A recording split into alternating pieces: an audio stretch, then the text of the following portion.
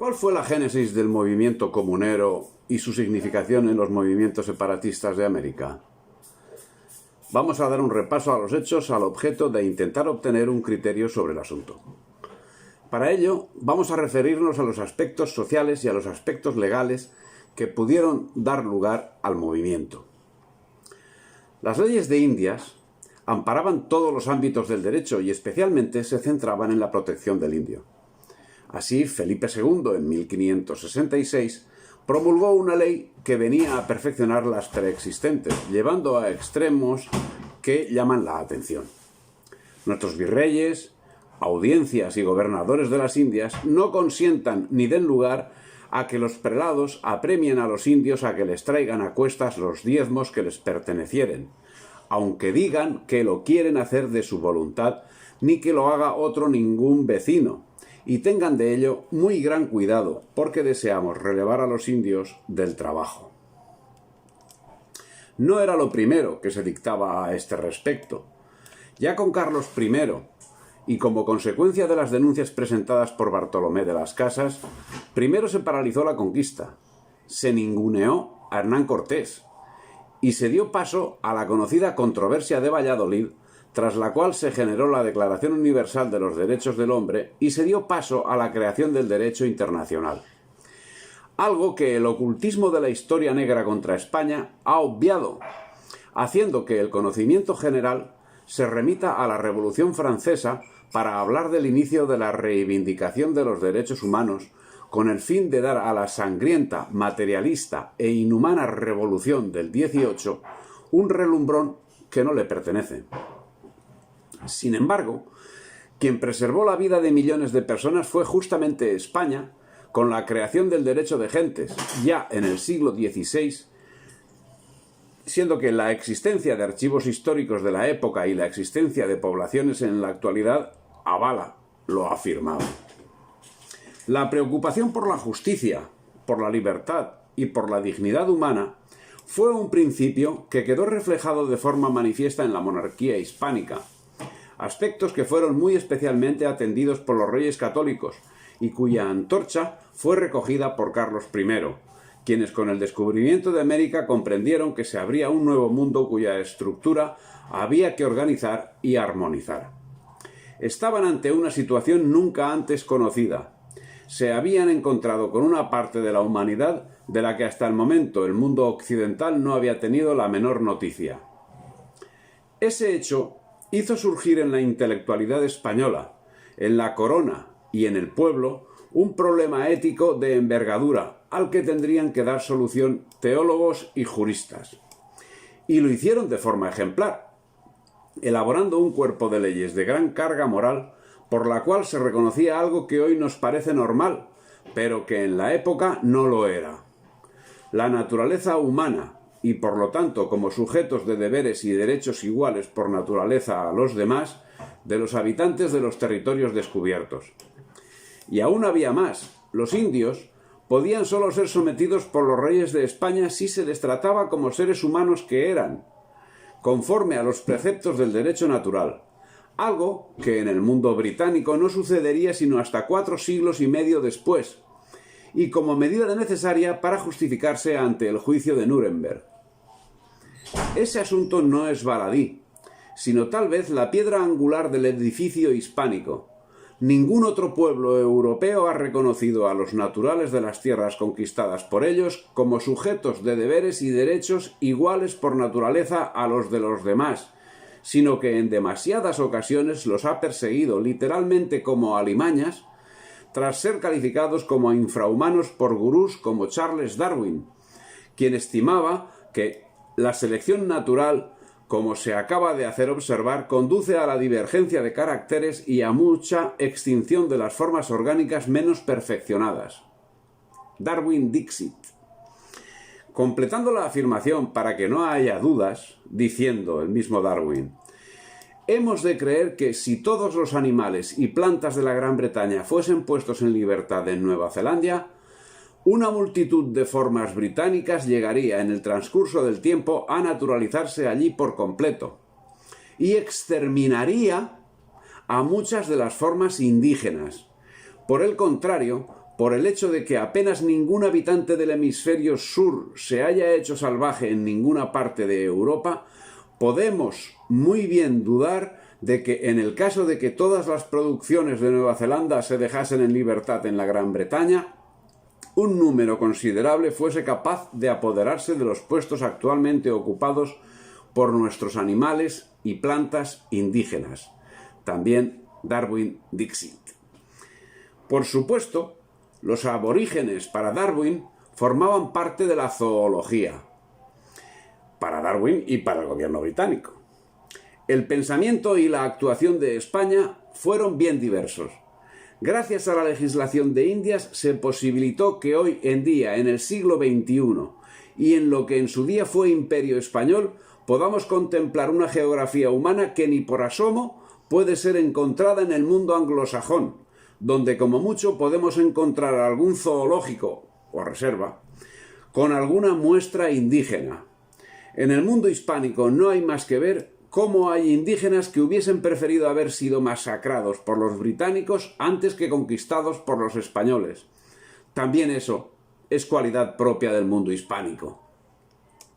Y se cumplieron esas leyes, con todas sus excepciones, tan estrictamente que dieron lugar a denuncias por parte de españoles ante los excesos llevados a cabo por los indígenas. Denuncias que eran atendidas con bastante más diligencia de la aplicada por la Inquisición ante una denuncia de herejía. Tan es así que era la oligarquía criolla la principal instigadora de los conflictos que se sucedieron en América desde el momento de la conquista. Ninguno llegó a tener la entidad que alcanzó la revuelta de los comuneros, con toda seguridad motivada porque el descontento de que hicieron gala los oligarcas contra las autoridades fue sobradamente compensado por la lealtad a la corona por parte de la población nativa, en justa reciprocidad a la protección que ella les brindaba frente a la oligarquía criolla, que veía como el aumento de la población blanca y mestiza sin tierras iba asentándose paulatinamente en los conocidos como resguardos desde los primeros años del siglo XVII, algo que acabaría concentrando su codicia al verse imposibilitada de entrar en la explotación de esos territorios. Con la irrupción de la Ilustración, y más concretamente a partir de mediado del siglo XVIII, las autoridades virreinales comenzaron a restringir los derechos de los naturales. Pero esa sería cuestión de no tan fácil solución, hasta que, deshecha la monarquía universal hispánica y con todo bajo control de los agentes británicos, fuesen privados los indígenas de sus derechos en aras de una igualdad que solo benefició a la oligarquía criolla y a Inglaterra. Una oligarquía criolla que, según señala el historiador ecuatoriano Francisco Núñez del Arco, sufría como bajo la legislación española los indios escapaban a su control. Los indios se gobernaban en sus propias comunidades bajo la institución denominada República de Indios, bajo sus propias autoridades y costumbres propias, en tanto no estuvieran en oposición con las leyes de Indias y la religión católica. Se prohibió su esclavitud, so pena de muerte, y se reconocieron sus tierras comunales. Durante los 3 siglos de Imperio Español en América, fueron considerados súbditos de la Corona de Castilla, con los mismos derechos y obligaciones que los nacidos en la península ibérica y en cualquier otra parte del imperio. Todos ellos eran españoles, y como tal pudieron elegir y ser elegidos para las Cortes de Cádiz. Pero además, las condiciones sociales en que estaba dividida esta sociedad, que lo era por castas, no dependía en absoluto de la cuestión racial. Podemos decir que la sociedad española en su gran mayoría nunca ha sido racista, pero sí clasista. Así nos encontramos los caciques, los descendientes de las monarquías indígenas, así como las mujeres, estaban exentos del pago de impuestos. Etnias como tlaxcaltecas en México o los cañaris en el actual Ecuador fueron reconocidos como hidalgos nobles universales por su ayuda y colaboración en la conquista de sus respectivos territorios, es decir, que todos los nacidos de esas tribus gozaban de los mismos fueros y prerrogativas que los hidalgos españoles. Entre otras, tampoco pagaban impuestos ni podían ser enjuiciados comúnmente. Los indios estaban exentos del servicio militar. Los delitos contra estos se castigaban con más rigor que aquellos contra los españoles, criollos y demás castas. De hecho, eran el único grupo humano de la monarquía universal hispánica, mal llamada colonia, en América, que tenía un abogado defensor gratuito para causas judiciales, llamado protector de indios. La Inquisición no tenía poder sobre ellos. Hubo grandes historiadores indios, ergo sabían leer y escribir gracias a la educación dada por los españoles, y así pudieron preservar y transmitir su legado milenario, en muchos casos, entre los cuales destacan en México Fernando de Alba Ixtlilxochitl, descendiente de los reyes de Texcoco, Hernando de Alvarado Tezozómoc, de la Casa Real de los Acolúas, Domingo de San Antón Muñoz Chimalpaín Cuauhteluanitzin. En Guatemala tenemos a Hernán Arana Chajila y Francisco Díaz Jebuta Key, y en el Perú el inca Titu Cusi Yupanqui, bautizado con el nombre de Diego de Castro, Juan de Santa Cruz Pachacuti Yamqui, Salcamayua y Huamán Poma de Ayala. Prácticas que solo tienen parangón en la historia si lo comparamos con la actuación del Imperio Romano, predecesor y modelo en todos los ámbitos del Imperio Hispánico. Y como en el Imperio Romano, los naturales de estos territorios alcanzarían puestos de importancia en la administración. Tras la conquista, los hijos de los conquistadores españoles que mantenían más o menos sin cruzar su sangre con los indígenas eran conocidos como criollos y acabarían constituyendo una casta. Por otra parte, estaban los funcionarios públicos enviados desde la península, los cuales tenían prohibido el ejercicio de cualquier tipo de negocio en la jurisdicción a la que estaban adscritos. Constituían su propia casta. Los emigrantes, que en número exiguo iban llegando a los virreinatos americanos, por lo general poseedores de pocos bienes y dedicados a trabajos manuales, compartían más intereses con los indios no nobles. Quienes tenían título de nobleza española, los mestizos, los zambos y los negros, formaban su propia casta. Esta sociedad de castas necesariamente estaría en conflicto. Así, entre criollos y españoles y en torno a finales del siglo XVII, surgieron sensibles disensiones que, no obstante, no llegaron a significar hechos preocupantes para el desarrollo de la convivencia. Como hemos visto en otro lugar, se organizaron encomiendas de cara a fomentar el espíritu de trabajo en común, lo que acabaría dando lugar a la creación de cabildos, y como también hemos visto, no siempre el trato dado por los encomenderos fue el que exigían las leyes, lo que ocasionó conflictos que provocaron serios planteamientos, entre los que destaca la celebérrima controversia de Valladolid. Ante las quejas por el maltrato que los encomenderos daban a los indios, la corona ordenó la realización de una visita entre 1610 y 1612, tras la que se redactaron las ordenanzas del oidor Francisco de Alfaro, que había sido designado por la audiencia de Charcas para su inspección. En estas ordenanzas se prohibía el servicio personal de los indios, que podían prestar el servicio de la mita y podían elegir a sus empleadores. El trabajo de los mitayos debía ser pagado por el encomendero, al que se le marcaban unos salarios mínimos, debiendo proporcionar también la comida y la atención médica ante cualquier enfermedad. Debían mantener a su costa doctrineros que enseñasen la doctrina a los indios y, finalmente, debían encargarse del entierro de los muertos. La mita, que ha sido presentada como un método encubierto de esclavitud, es digna de un estudio pormenorizado que no entra dentro de los objetivos del presente trabajo. No obstante, es necesario señalar que se parecía más a un servicio militar obligatorio que a un régimen esclavista. Los indígenas, que como hemos visto estaban exonerados del servicio militar obligatorio, tenían por el contrario unas obligaciones de servicio civil temporal. En las regiones andinas lo cumplían en las encomiendas bajo el régimen de la mita, institución que no fue creada por el Imperio español, sino que, como tantas otras cuestiones, fue heredada del Imperio incaico y respetaba en lo que no contradecía el derecho natural. estaban obligados a cumplir con el régimen de la mita los hombres casados mayores de 18 años y menores de 50 por un periodo de 10 meses. Con el advenimiento de los Borbones a la corona de España, el concepto europeo e ilustrado se iba apoderando de la jerarquía al mismo ritmo que erradicando el espíritu hispánico, lo cual significó un sensible cambio en las formas de la administración, y ello afectó también sensiblemente a la filosofía aplicada en América. Si para los austrias los territorios americanos eran claramente provincias españolas, con el mismo nivel de derechos que las peninsulares, para los Borbón eran colonias, con todo lo que eso implica. No obstante, la forma jurídica del trato de las provincias españolas de América no cambiaría, pues desmontar el entramado jurídico forjado hasta el momento sería una tarea de imposible alcance para la administración ilustrada borbónica. De ello se encargarían posteriormente las élites criollas.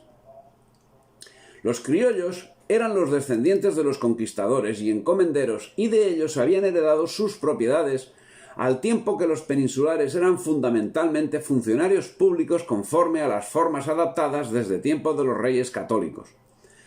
Un pequeño colectivo de alta estructura administrativa, a quienes la legislación indiana tenía prohibido tener negocios en la jurisdicción donde desempeñaban sus cargos, y de los emigrantes peninsulares que de manera tasada llegaban al Nuevo Mundo. Sin embargo, la política borbónica, que en su ámbito interno lamentablemente pasó a denominar colonias a lo que siempre habían sido provincias, no se plasmó de manera especial salvo en los intentos de procurar más ingresos en las arcas reales, lo cual no era exclusivo de América, sino de todo el imperio, incluida la península. Por otra parte, y a pesar de lo que señala García Naranjo en lo relativo a la prohibición de ejercer cargo público a cualquiera que no hubiese nacido en suelo peninsular, no parece que se produjeran grandes cambios a nivel estructural, ya que durante este periodo fue virrey del Virreinato del Río de la Plata Juan José Vértiz, natural de Yucatán. Virrey del Virreinato de Perú, Álvaro de Ibarra, curiosamente natural de Lima. Virrey del Virreinato de Nueva Granada, Francisco Montalvo y Ambulodi, natural de La Habana. Virrey del Virreinato de Perú, Pío Tristán, curiosamente natural de Arequipa. Virrey del Virreinato de Nueva España, Juan Vicente de Güemes, natural de La Habana.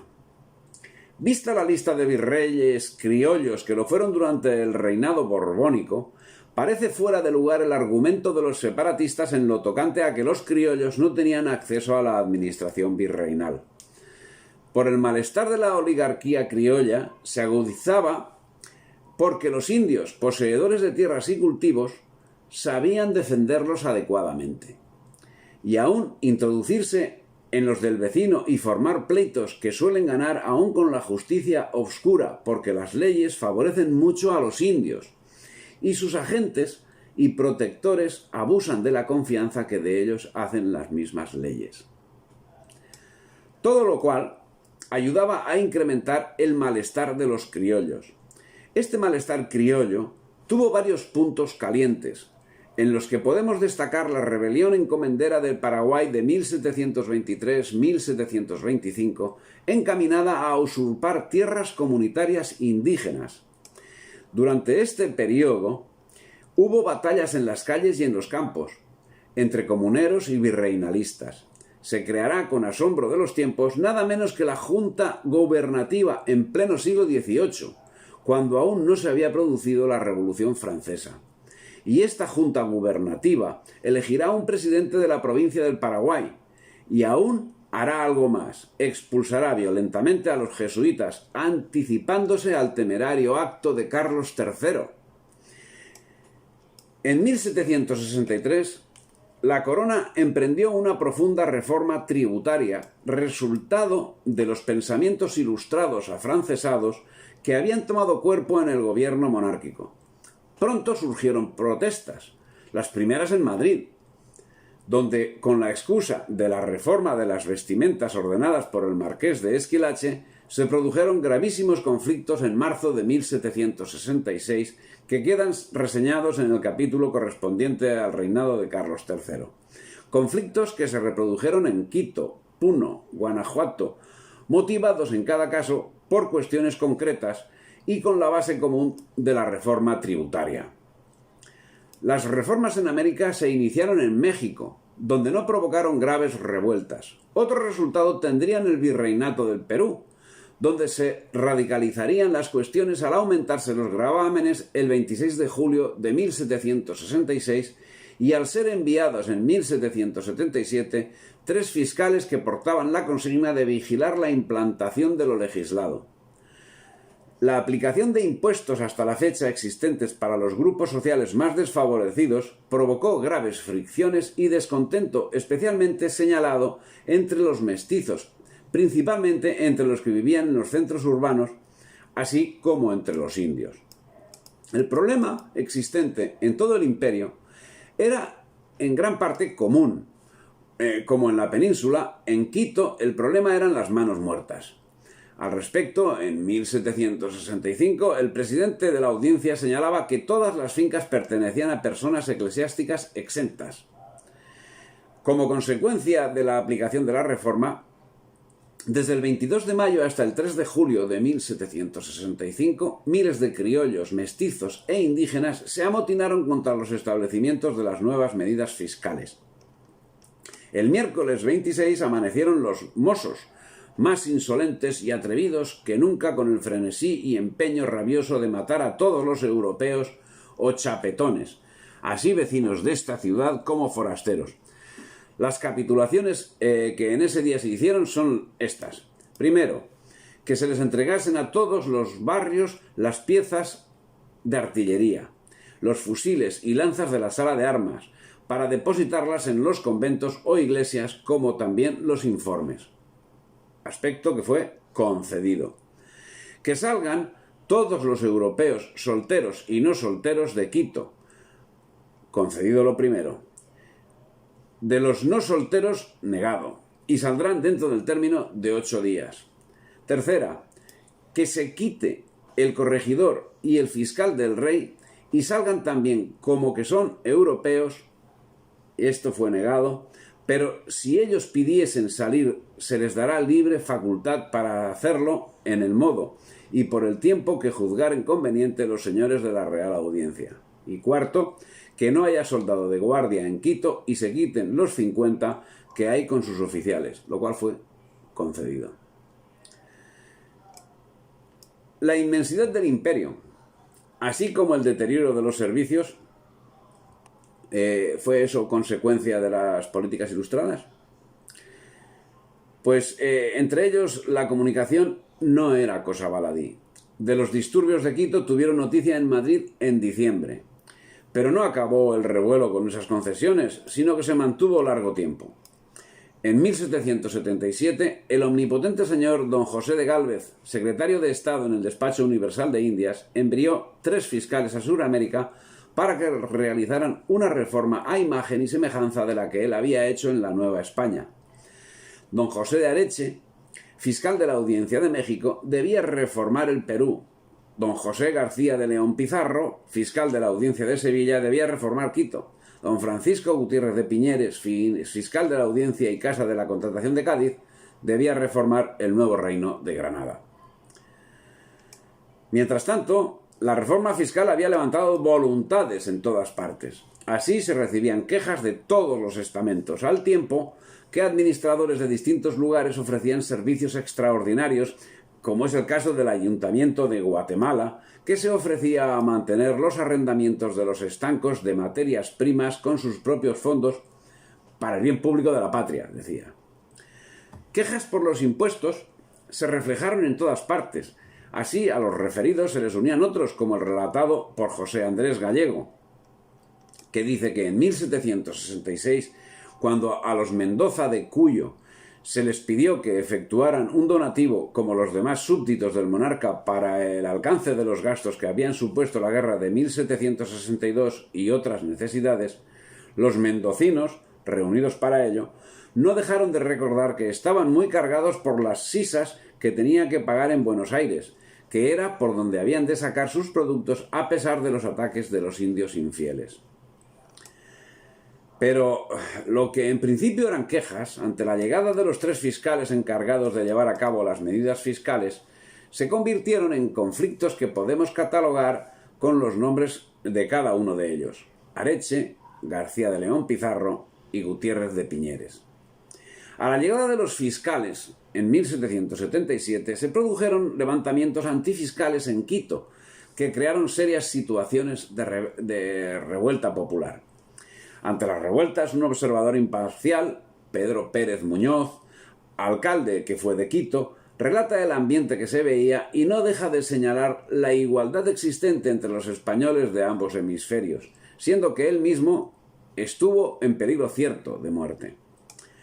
Los criollos están persuadidos a que son conquistados.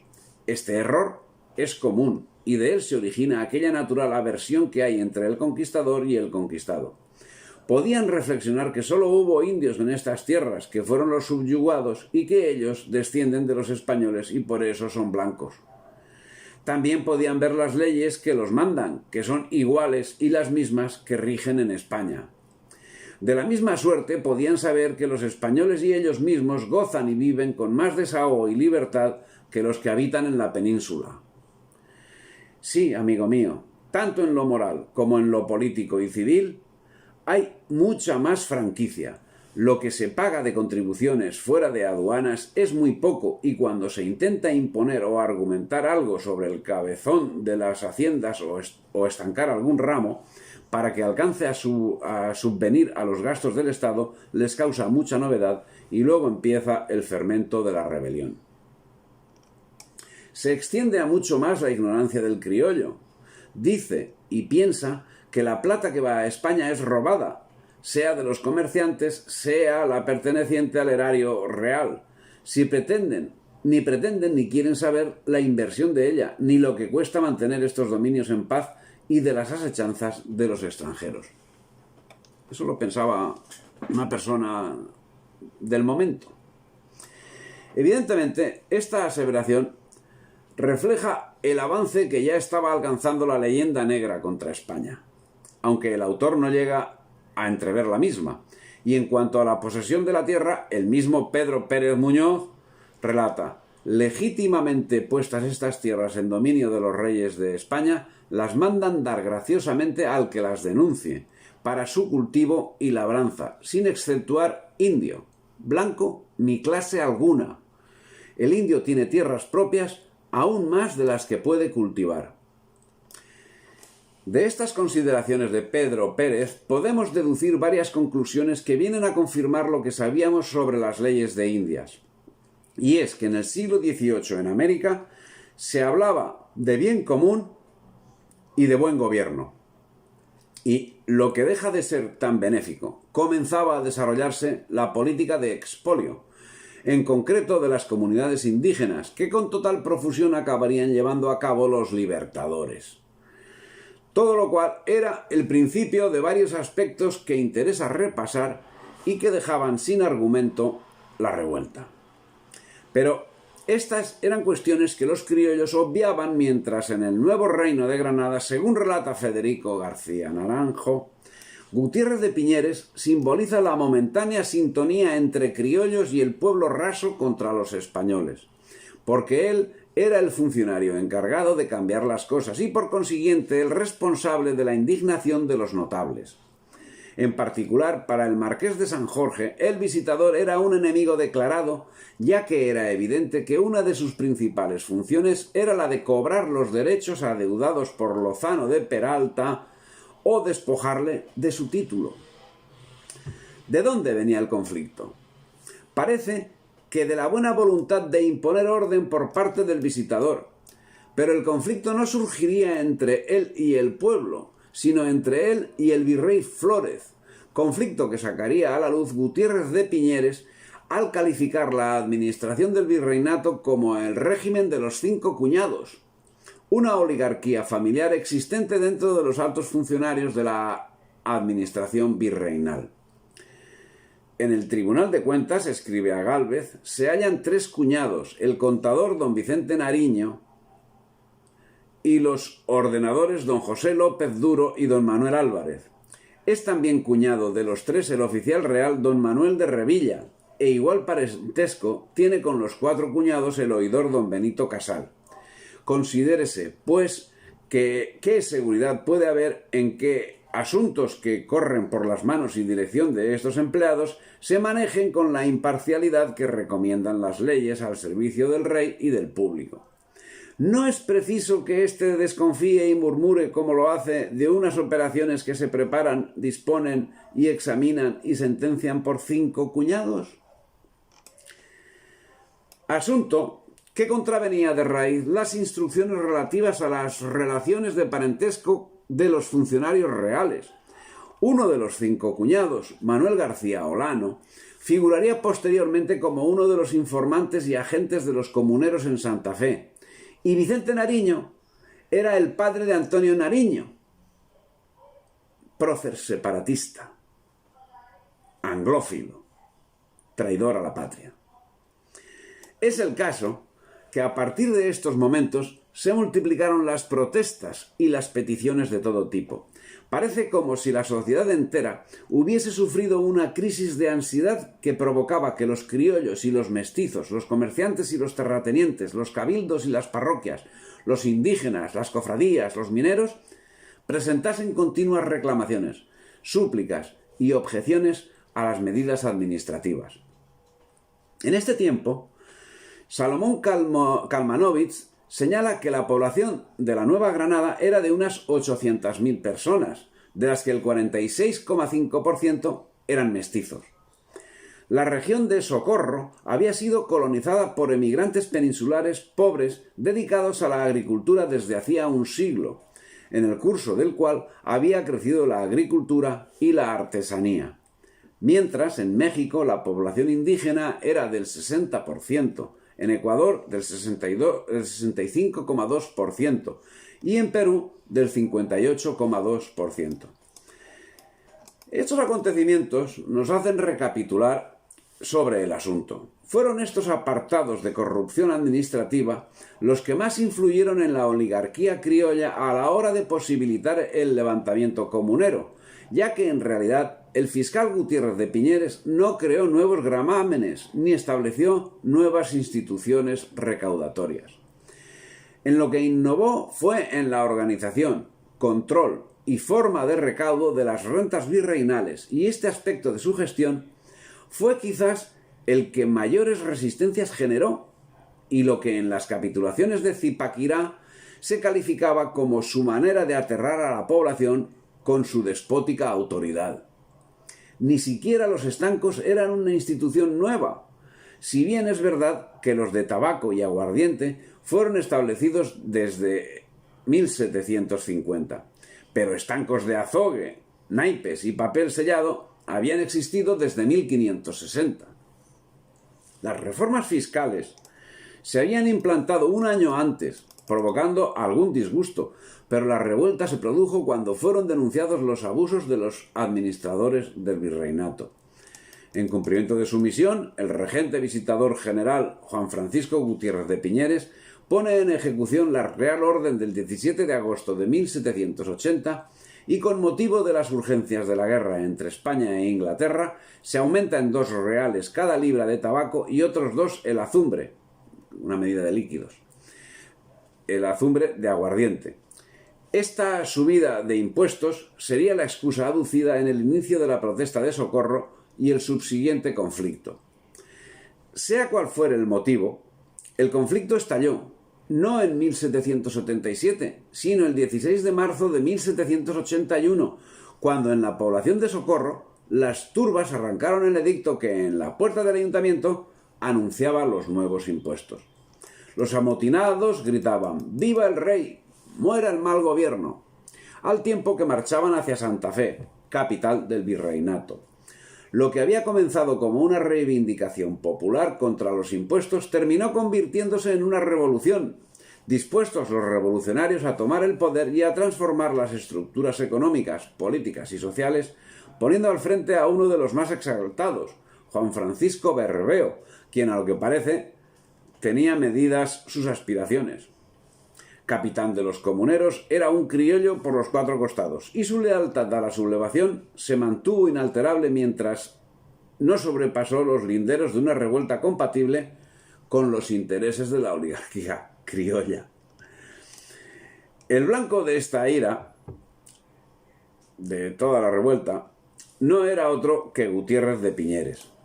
Las primeras convulsiones populares, manifestando su disgusto por los nuevos tributos, se produjeron en los primeros días del recién estrenado 1780 en Santa Fe, Tunja, Popayán, Pasto y Socorro, recrudeciéndose la situación 10 meses después, el 21 de octubre, cuando se produjeron motines en Mogotes, Simacota, Barichara, Charalá, Onzaga y Tunja. Geográficamente significaba una gran extensión la que se sumaba a la revuelta. No obstante, tendría una duración muy breve. El 14 de enero era asaltada la oficina de la aduana, consiguiendo que se suprimiese la reforma. Pero los enfrentamientos se recrudecieron y las turbas asaltaron la casa del corregidor Sentmenat, lo que ocasionó una represión que estuvo a cargo de una fuerza ridícula de alabarderos que tuvo que enfrentarse a una turba de unos 4.000 insurgentes novogranadinos que salieron a su encuentro desde Santa Fe y ante quienes se rindieron. Todos los conflictos señalados marcarían el camino para la consolidación de la revuelta, que se produciría el 16 de marzo de 1781, cuando en un hecho accesorio, Manuela Beltrán rompió el edicto referente a las nuevas contribuciones a los gritos de «Viva el rey» y «Muera el mal gobierno». No queremos pagar la armada de Barlovento. Un impuesto extraordinario que gravaba los artículos de primera necesidad y que estaba inmerso dentro de la alcabala, el cual equivalía a un 4% del valor de las mercancías. Era el incremento del 100% sobre el impuesto preexistente, reduciéndose su aplicación a productos europeos, con lo cual el incremento era, con los impuestos que estamos pagando hoy, absolutamente ridículo. Dice que no a los locales, en particular a la hilaza de algodón, que era utilizada como moneda por los pobres de Socorro y San Gil. Se exigía radicalmente la liquidación del estanco del tabaco, que lo fumaban pobres y ricos, y libertad de siembras. Por su parte, los comuneros de Mérida, en el pasquín de 5 de junio de 1781, exponían: «Hacemos saber a vuestra excelencia cómo los lugares principales de este reino, cansados de sufrir el intolerable peso de alcabalas hasta de lo sagrado, rigurosos estamos aún de la tierra, etc., con amenazas de peores, si caben mayores. Hemos resuelto todos a una voz sacudir tan pesado yugo y tomar otros temperamentos para la conservación de nuestras vidas y viviendas». Lo que quedaba claro en cualquier caso es que la revuelta tenía motivaciones fiscales como reacción de la oligarquía criolla ante la limpieza administrativa organizada por el visitador Piñeres. El grito de guerra «Viva el rey» y «Abajo el mal gobierno» parece prueba suficiente. La oligarquía criolla no contaba entonces con los apoyos internacionales necesarios para ello. No obstante, en Londres, Francisco de Miranda ya estaba urdiendo el apoyo del gobierno de su majestad, instruidos por jesuitas que habían sido expulsados de los dominios españoles y que extrañamente no encontraban las cortapisas que sí encontraban los católicos en Gran Bretaña. Otra de las causas principales de la revolución de los comuneros, según noticias del momento, fueron los progresos de Túpac Amaru, que en ese justo momento estaba organizando la revuelta, que había empezado el 4 de noviembre del año anterior. Parece ser que los revoltosos difundían entre la población la idea de que el avance de Túpac Amaru era imparable y que a él se iban uniendo una sucesión de pueblos. Por ese motivo, o por otros, el motín tomó fuerza. Los amotinados repartieron o quemaron el aguardiente y el tabaco mientras crecían los ánimos contra Gutiérrez de Piñeres. Organizados en banda, comandada por Francisco Berrbeo, avanzaron hacia Santa Fe, derrotando a su paso a los destacamentos realistas que les hacían frente. Con un dato a resaltar: En la región de Santander, de un total de 45 capitanes, 34 eran terratenientes, 5 pequeños comerciantes y 6 artesanos y jornaleros. Las fuerzas virreinales daban la sensación de no controlar la situación, y los comuneros estaban amenazando ya la acometida de Santa Fe de Bogotá, por lo que se organizó una fuerza militar comandada por el oidor José Osorio para que fuera a contenerlos. Pero finalmente las tropas de Osorio se pasaron a los rebeldes en Puente Nacional y el ejército rebelde siguió avanzando hacia Bogotá. Cuando uno de los ayudantes de Osorio, que logró escapar, condujo la noticia de la derrota a Santa Fe, el optimismo inicial de las autoridades desapareció y los relatos del ayudante con respecto al estado de ánimo de la plebe alzada atemorizaron a los magnates criollos de Santa Fe, pues todos se imaginaron que sus bienes estaban en peligro. Entonces el marqués de San Jorge y el clan de grandes familias criollas de la capital corrieron a ofrecer sus servicios a la audiencia, a sumarse a las fuerzas que protegían a la ciudad y a formar por cuenta propia algunos batallones. José Antonio Galán, un personaje oscuro, se puso al frente de la sublevación en las proximidades de Zipaquirá, que luchaba bajo el lema Unión de los oprimidos contra los opresores, y obtuvo una victoria en Villeta, siguiendo una retahíla de levantamientos donde los desposeídos se apoderaban de las grandes haciendas, y en el centro minero de Mariquita se levanta con el grito «Se acabó la esclavitud». En su avance hacia Zipaquirá, se enteraron de la partida del visitador para Honda y sospecharon que pretendía llegar al Magdalena para reunirse con el virrey en Cartagena. A fin de detenerlo, Berbeo designó un contingente de tropas comuneras y, acatando las exigencias de los sublevados, le otorgó su mando a un joven charaleño, quien se había distinguido en los últimos tiempos por su vigorosa personalidad de caudillo y la devoción con que defendía las aspiraciones de los desheredados. Se llamaba José Antonio Galán.